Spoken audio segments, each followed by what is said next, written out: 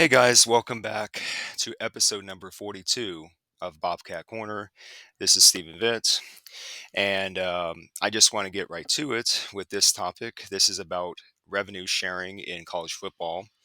This is like one of many parts to this, where not just one conference, but all the conferences are going to have to start considering um, implementing implementing some sort of revenue sharing model in order to make their athletes happy, in order to make their coaches happy, and all their staff happy. And the one conference that's going to be featured here in this video is going to be the American Athletic Conference. Now, that is one of the G level conferences that obviously it's competing for a spot at the table. It's no different than the Mountain West. It's no different than any other G level conference. The American Athletic Conference has had a actually good reputation, especially as of late, for sending good quality programs up another level. Um, you just have to look at schools such as Cincinnati and UCF as a couple examples of schools that have since made the jump up to power conference levels. And so here with the American Athletic Conference, they realize that in order to compete in any way, shape, or form with power conferences, they have to have money. They have to have the resources in order to compete on the same field as these power conferences. The American Athletic Conference realizes that, and in my opinion, they happen to be one of those conferences, G level conferences, that really is aware of their surroundings when it comes to economics. And I've made mention of that as far as the conference the Ohio Bobcats play in, the MAC, Mid American Conference. You have to be economically aware of what's going on around you. And that's one of my concerns concerning the MAC is that are they really economically aware of what's going on around them? That remains to be seen. But back here with the American Athletic Conference, I'm going to share with you guys an article recently put out by Ross Dellenger of Yahoo Sports. You guys are well familiar with him at this point. Let's just get right to it. What Ross Dellenger wrote back on March 7th, which is not too long ago. This is titled American Athletic Conference Becomes First League to Set Minimum Standard, quote unquote, revenue share of $10 million. Now, $10 million doesn't seem to be that much, especially in comparison to all the big conferences out there. But let's just go on here. Let's just read a little part of this article and then I'll toss it over to you guys in your spare time to read the rest of this article and share with me your thoughts about this down in the comment section below after you get done reading it. So let's just get to it. Let's read a little bit of this.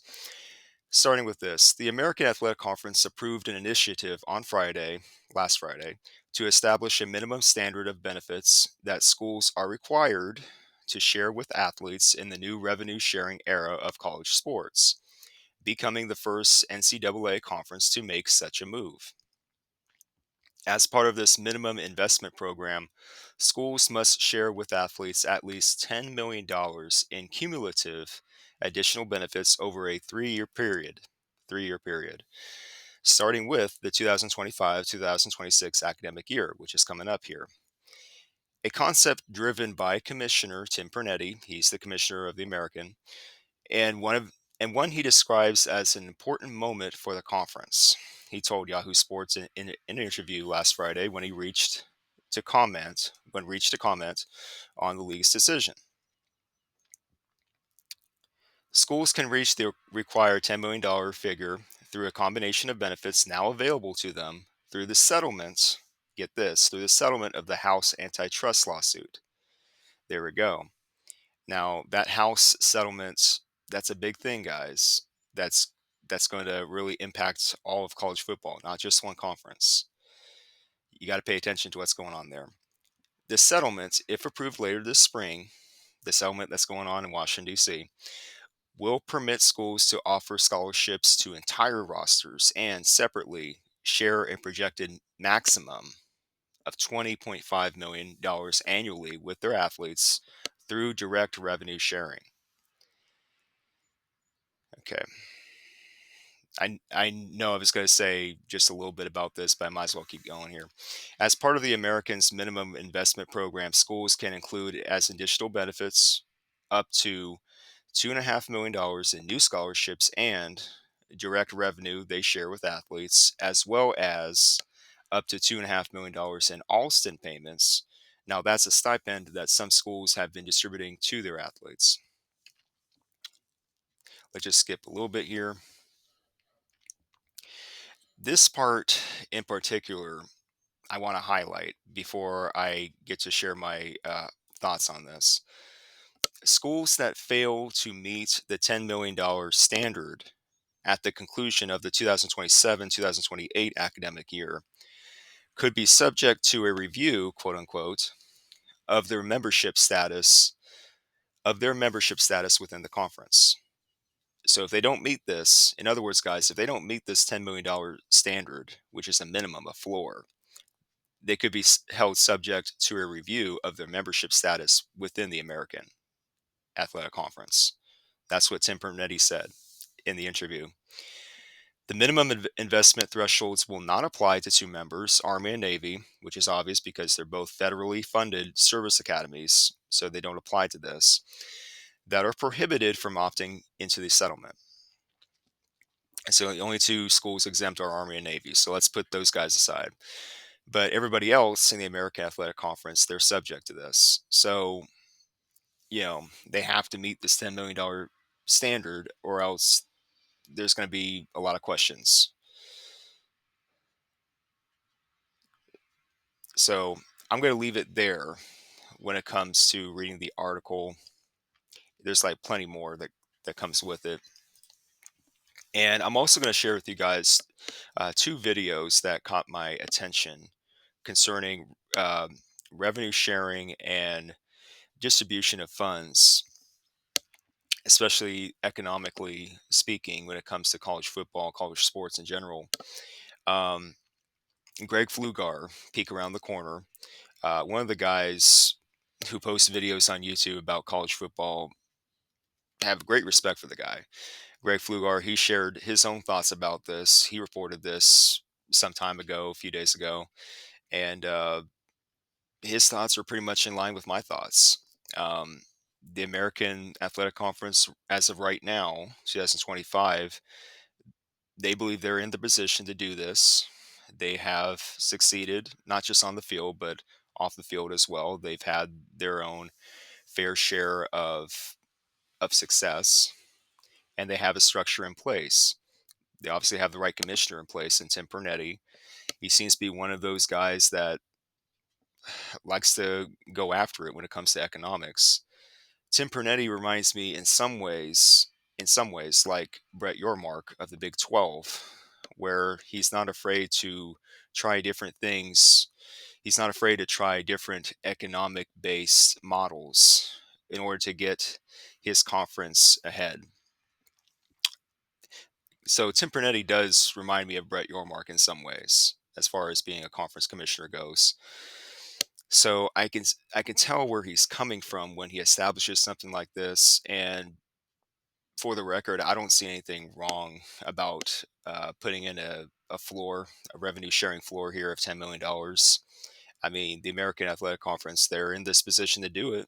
They, if they believe they can economically manage this, then they're going to do it.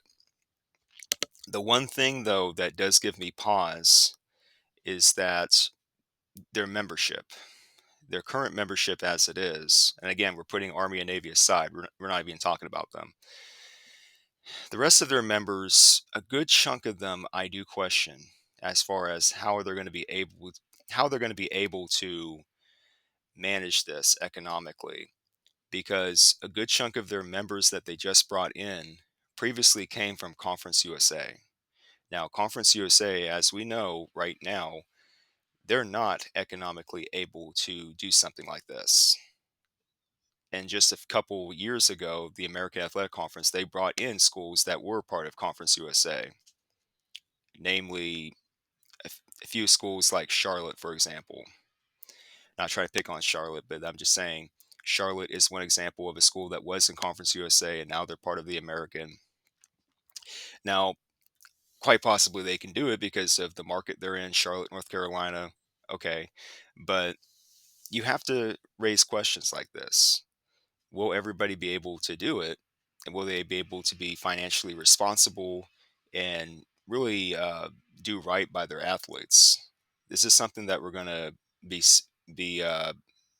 keeping an eye on for these next few years to see if these guys are going to do this. Now, I do wonder though that they put this in place as like schools that are not able to put in the $10 million, not being able to use it, they could be subject for review of their membership status. That caught my attention because it's like, why would you put it up there if you knew that all of these schools were just going to go ahead and do this?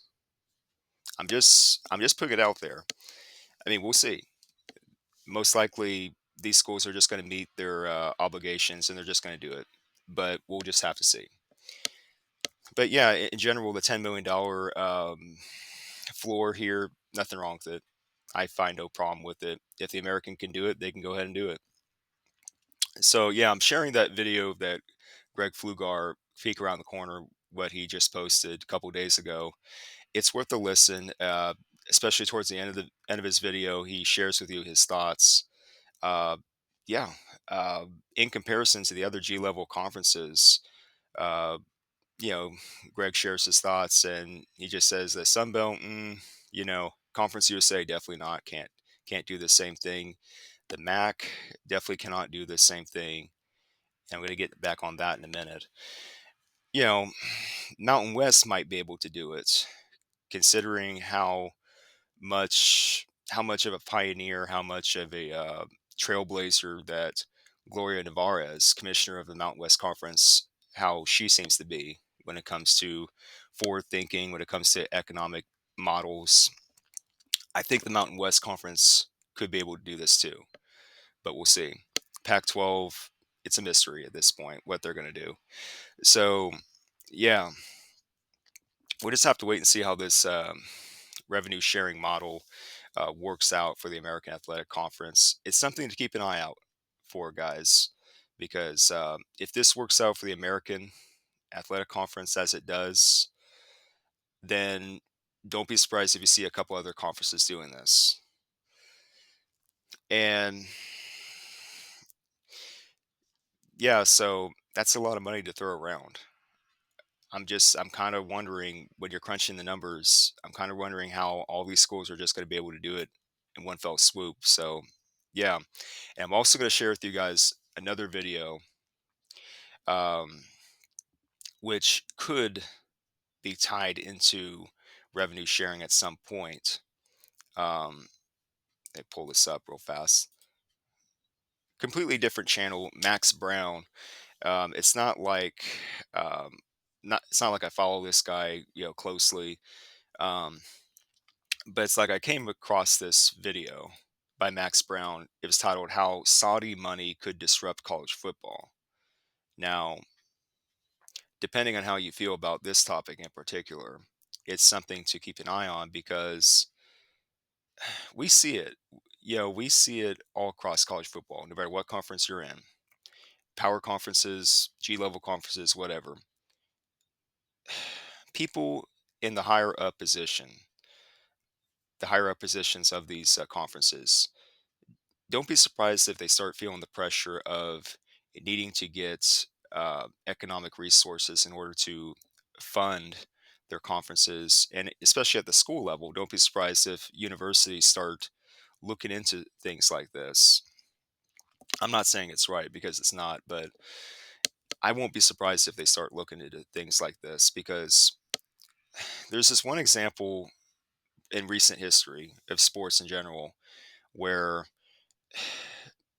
management invested in economic resources from Saudi Arabia, and that would be, I'm just going to say it, Live Golf. Now, you guys know the story about Live Golf and what happened there, and how they, basically bought out players from the PGA Tour and brought them over to live, and they did their own thing.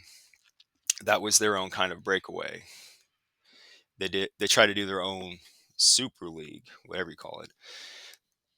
Obviously, I'm not a big golf fan to begin with, and on the surface, just as an outside observer, I looked at this. I was like, This is a joke," but it is what it is. They did it. They went ahead and did it, and Live Golf, it for what it was, for what they were trying to do, they succeeded. Obviously, many people were not happy about what they did using, Saudi Arabia, economic resources, but it is what it is. And they managed to thrive and flourish with that Saudi Arabian, money, unfortunately. But yeah, it's just something to keep an eye on, because don't be surprised if college football conferences and schools start looking into it, at least getting into conversations about using Saudi Arabian economic resources. So just watch Max Brown's video, watch it completely, and just again in the comment section below, share with me your thoughts about that as well. What's going on there? Because there's like, as we know now in college football, there's like growing economic gaps between conferences, between schools, and there's this like struggle to survive, depending on which school you follow, depending on which conference you follow. So it's just something to keep in mind. So I'm just going to leave it there with those videos, but also back to this with the American Athletic Conference, with their revenue sharing model. I see no problem with it, and I can tell where Tim Pernetti is going with this.